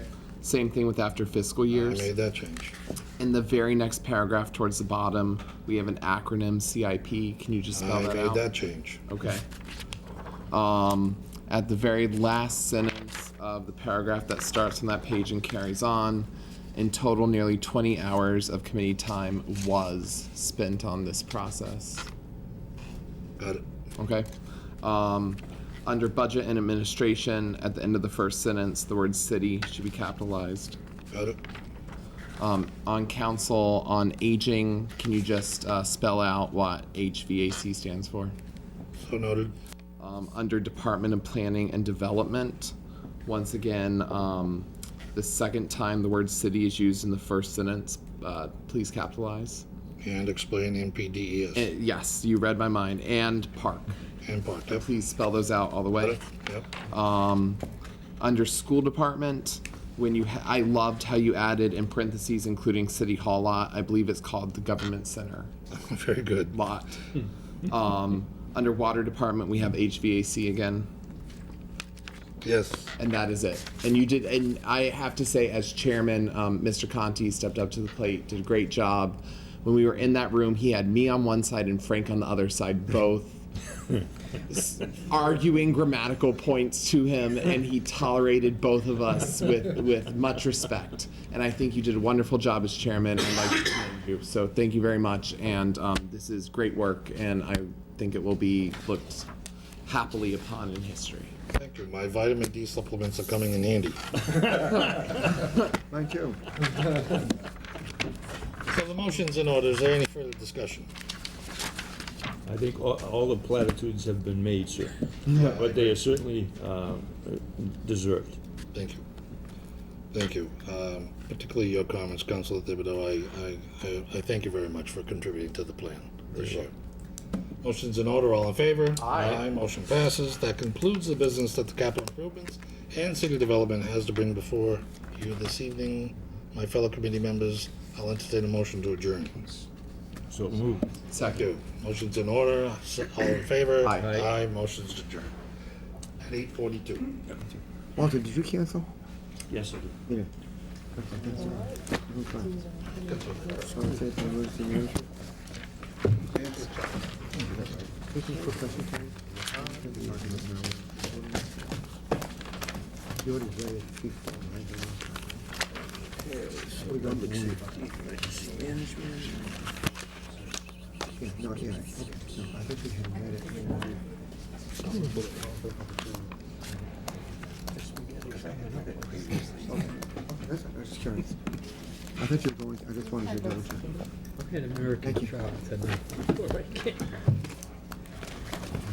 Call public safety to order, Thank you. 8:43 PM.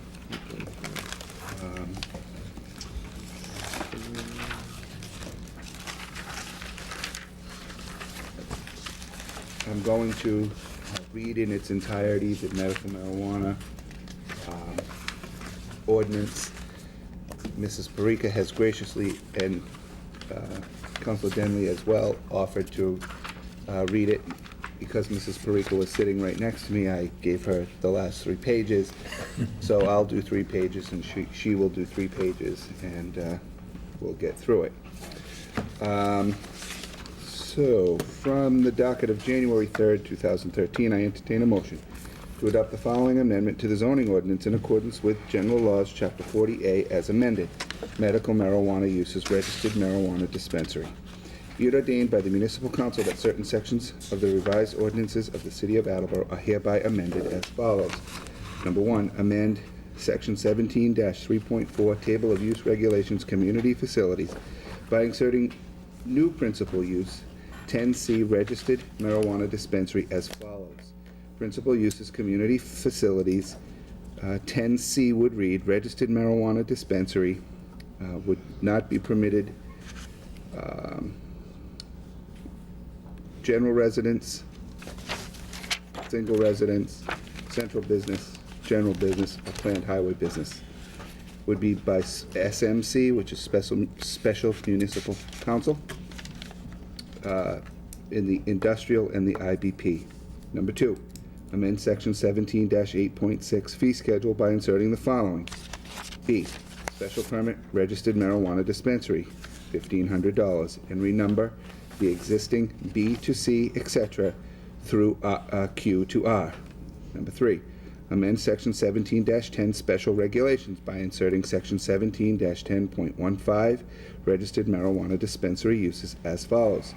Section 17 10.15 registered marijuana dispensary uses. A, purpose and intent. The purpose of this ordinance is to allow by special permit the establishment of registered marijuana dispensaries registered under 105 CMR 725.100, where the primary purpose is to provide the lawful distribution of medical marijuana that has been recommended by a licensed physician, to minimize the adverse impacts of registered marijuana dispensaries on adjunct properties, residential neighborhoods, schools, and recreational facilities, and to regulate the siting, design, placement, and security of a registered marijuana dispensaries.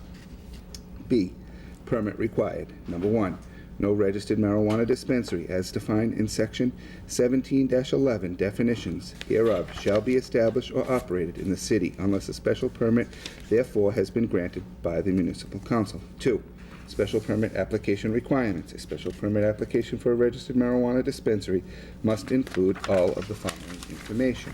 A, if the application is being filed by an agent for the owner, documentation from the owner must explicitly acknowledge that the owner is aware that the proposed use of the property is a registered marijuana dispensary. B, the legal name of the registered marijuana dispensary. C, a notarized copy of the name, address, and date of birth of each principal officer and member of the registered marijuana dispensary, and a notarized copy of the name, address, and date of birth of each this A should come out, registered marijuana dispensary agent. D, a copy of the registered marijuana dispensary's certificate of registration. E, the proposed activities, including how the registered marijuana dispensary intends to operate as an MMDC or an MMCC. F, evidence that the applicant has adequate liability insurance. G, detailed written operating procedures as required by the Massachusetts Department of Health in 105 CMR 725.105 as otherwise required by the other applicable law or regulation. H, the identity and location of any other registered marijuana dispensaries for which the applicant may cultivate marijuana. I, the proposed waste disposal procedures manual for the registered marijuana dispensary. J, a list of any waivers from the Massachusetts Department of Public Health regulations granted for the registered marijuana dispensary. K, a detailed floor plan of the premises of the proposed registered marijuana dispensary that identifies the gross square footage and describes the functional areas of the establishment, including areas for any preparation of marijuana-infused products. L, the name, telephone number, and email address of an emergency after-hours contact person for the establishment. C, applicability. The production, processing, packaging, retail, or wholesale sale, trade, distribution, or dispensing of marijuana for medical use is prohibited unless permitted by special permit as a registered marijuana dispensary under this section. 2, a registered marijuana dispensary shall not be established in the city except in compliance with the provisions set forth under this section. 3, nothing in this ordinance shall be construed to supersede federal and state laws governing the sale and distribution of narcotic drugs. D, standards for granting of a special permit.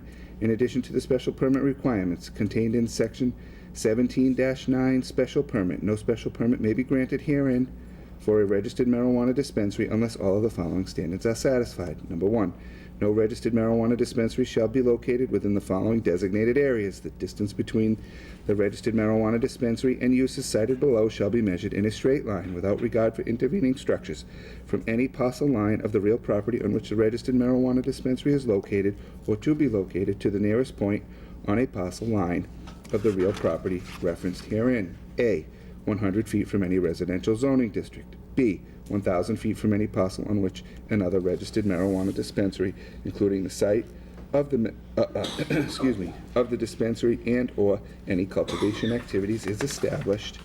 C, 1,000 feet from any parcel on which any adult entertainment use is established. D, 1,000 feet from a parcel containing a public or private school. E, 500 feet from a registered daycare and any family daycare home and group daycare home. F, 500 feet from any public park, recreational area, or facility in which children commonly congregate.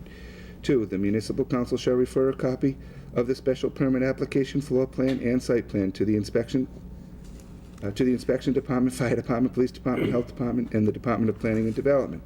These departments shall review the application and submit written comments to the municipal council within 30 days of the date of distribution of the application to said departments, but prior to the close of the public hearing. The lack of any department submitting written comments to the municipal council within the timeline specified herein shall not preclude the municipal council from rendering a decision on the special permit application. 3. Minimum design standards. The maximum permissible gross floor area of a registered marijuana dispensary establishment operating as a medical marijuana dispensary center is 3,000 square feet or less. B. The entrance shall be visible from a public street or from the establishment's frontage. C. A registered marijuana dispensary establishment must be located in a permanent building and shall not be located in a trailer, cargo container, motor vehicle, or in any other impermanent space. D. A registered marijuana dispensary use shall comply with all the applicable dimensional requirements contained in Section 17-4.9 Table of Dimensional and Density Regulations. A registered marijuana dispensary use shall comply with the off-street parking requirements contained in Section 17-5 Off-Street Parking and Loading Regulations. F. The site shall be properly landscaped, including lawn areas, trees, and shrubbery, provided that any shrubs shall have a maximum mature height of not more than 2.5 feet. The site shall be properly illuminated both for aesthetic purposes and security purposes. H. The security of the facility and the site shall comply with 105 CMR 725.110. I. Signage and wares. Number 1. A registered marijuana dispensary may only identify the establishment by the registered name. 2. The exterior signage shall conform to the requirements set forth in 105 CMR 725.105L. 3. Any exterior signage shall not depict figures or symbols related to marijuana. 4. Any exterior signage shall not display advertisements for marijuana or any brand name or utilize graphics related to marijuana or marijuana paraphernalia. 5. Off-site signage in any form, including billboards, shall not be allowed. 6. Any illumination of exterior signage shall be turned off at closing in accordance with 105 CMR 725.105L.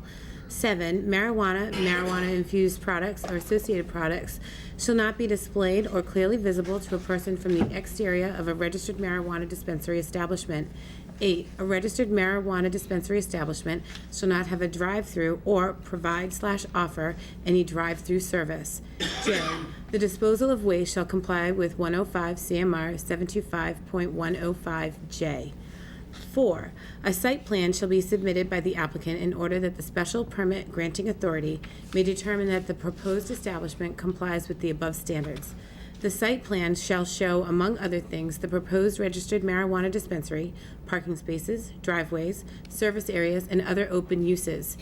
The site plan pursuant to subparagraph section 17-10.5D1A standards for granting special permit through section 17-10.15D1F standards for granting special permit above shall also show the distances between the proposed registered marijuana dispensary and any residential zoning district, public or private school, church or other religious facility, public park or recreation area, group daycare center, family daycare center, and any other adult entertainment establishment. E. Openness of premises. Any and all distribution, possession, storage, display, sales, or other distribution of marijuana shall occur only within the restricted interior area of a registered marijuana dispensary and shall not be visible from the exterior of the business. Therefore, a registered marijuana dispensary shall be designed and constructed such that no area or portion where marijuana is cultivated or stored is visible from the exterior. Consumption of marijuana on the premises or grounds of a registered marijuana dispensary is prohibited, provided, however, that the RMD may administer marijuana for the purposes of teaching use of vaporizers or demonstration of use of other products as necessary. F. Cultivation, acquisition, and distribution requirements. Cultivation of medical marijuana and marijuana-infused products or associated products shall follow the regulations set forth in 105 CMR 725.105B. G. Additional conditions, limitations, and safeguards. 1. Implementation of an act for the humanitarian medical use of marijuana, 105 CMR 725.0. Applicants shall be required to follow the regulations set forth in 105 CMR 725.0. No entitlement or vested rights to permitting. Number 2, no entitled or vested rights to permitting. No person shall be deemed to have any entitlement or vested rights to permitting under this ordinance by virtue of having received any prior permit from the city, including, by way of example only, any zoning permit or any wholesale food manufacturer's license. In order to lawfully operate a registered marijuana dispensary, any person must qualify for and obtain a special permit in accordance with the requirements of this ordinance. 3, conditions. The municipal council shall attach conditions, limitations, and other appropriate safeguards to the special permit. Conditions shall include, but are not limited to, A, the special permit shall not be assignable or transferable to another person and shall remain exclusively with the applicant. B, the registered marijuana dispensary shall supply the municipal council on a continuing basis of any change in the name and contact information for the emergency/after-hours contact. C, that the recipient of the special permit shall obtain an RMD registration and compliance certificate from the Department of Public Health to operate the registered marijuana dispensary within the city of Attleboro. D, in the event of the Massachusetts Department of Public Health cancels, revokes, or non-renews the certificate of registration for the registered marijuana dispensary, the municipal council shall immediately commence proceedings to revoke special permit. E, the registered marijuana dispensary shall be required to remove all materials, plants, equipment, and other paraphernalia upon the revocation, abandonment, cancellation, lapse, non-renewal, or termination of the certificate of registration and the special permit. The municipal council may require for the applicant to post a bond as a condition of approval to cover the cost of any demolition or dismantling associated with the registered marijuana dispensary. F, no later than January 31st of every year in operation, the registered marijuana dispensary shall file a copy of all current applicable state licenses and registrations for the establishment, any updates to its operating policies, the current insurance policies for the establishment, and demonstrate compliance with the conditions of the special permit. G, the registered marijuana dispensary shall file a copy of any incident report required under 105 CMR 725.110F with the municipal council within 24 hours of creation. Such reports may be redacted as necessary to comply with any applicable state or federal laws and regulations.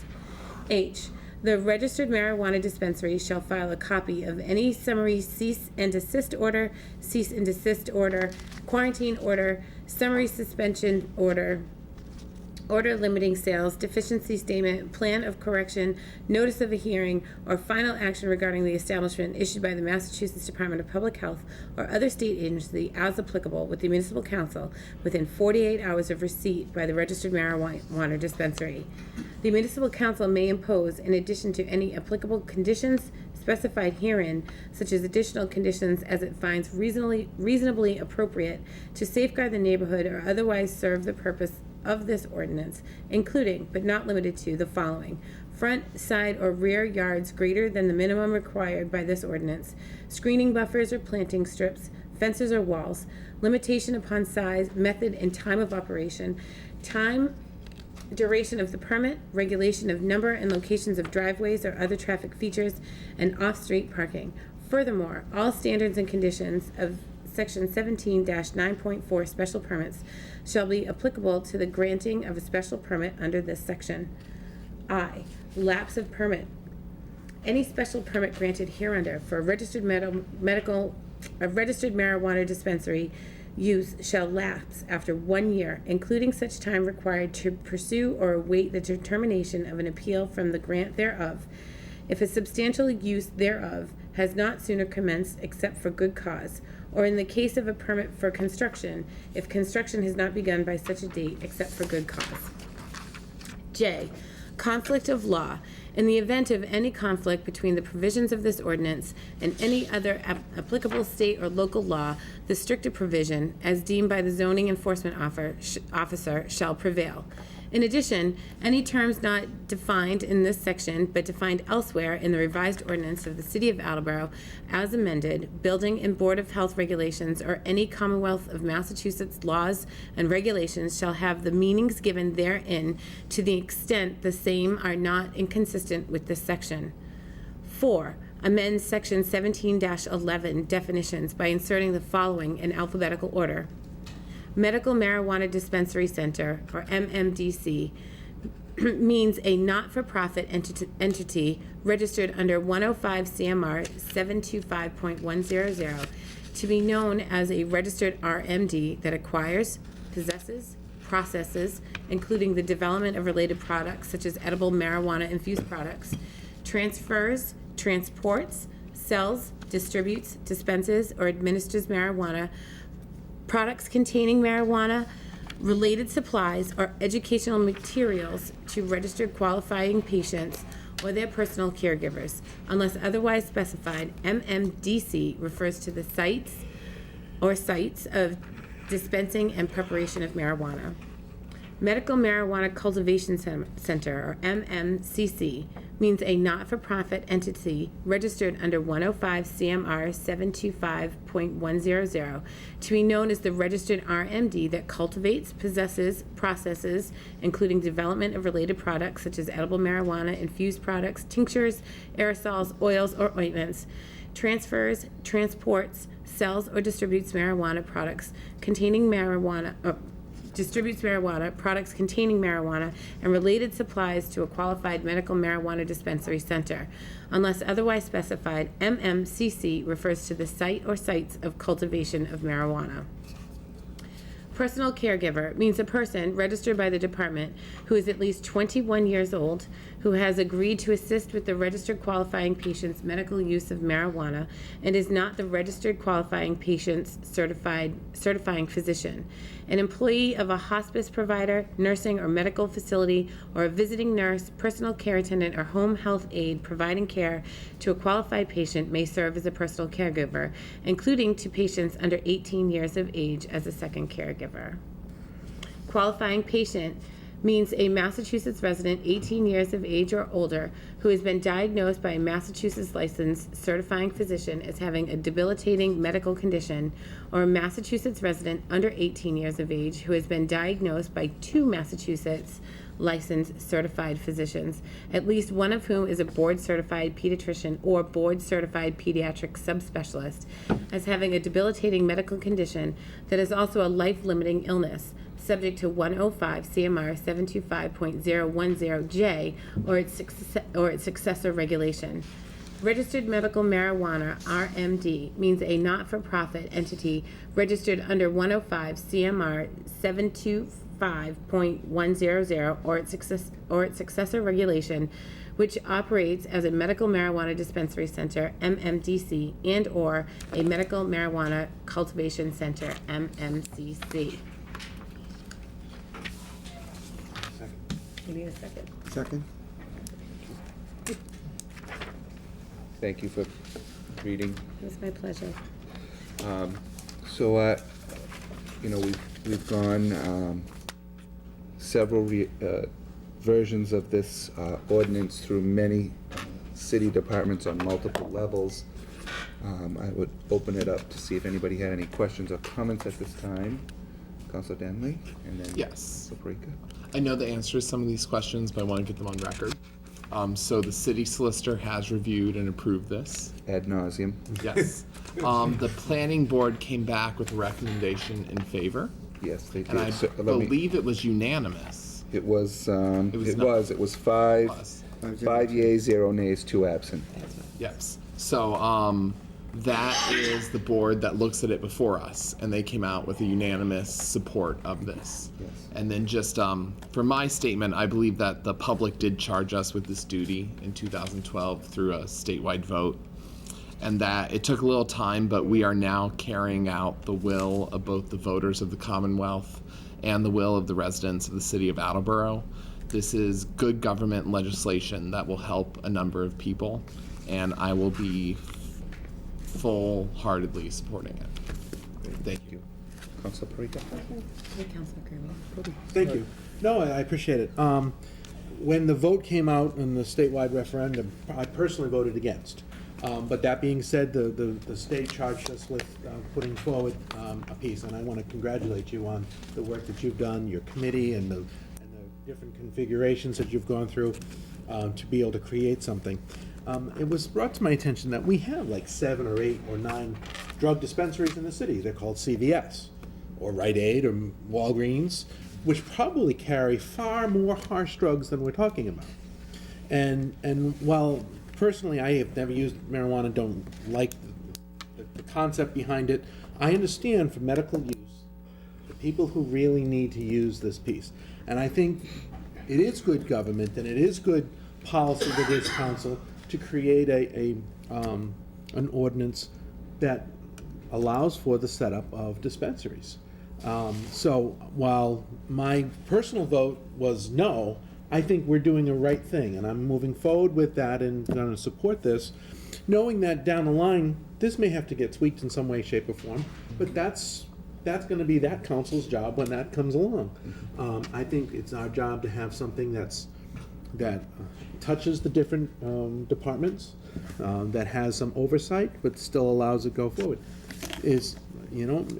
I think it's a good government trying to get the will of the people out. Whether a dispensary is ever built here or not, that's another issue, but at least both for the residents and for businesses and for those people who want to start that, it does create that opportunity for that to happen. So therefore, I will be supporting this as it goes forward, and but I do want to make that we do have a lot of medical dispensaries in the city, and a lot of them are sitting right in people's neighborhoods.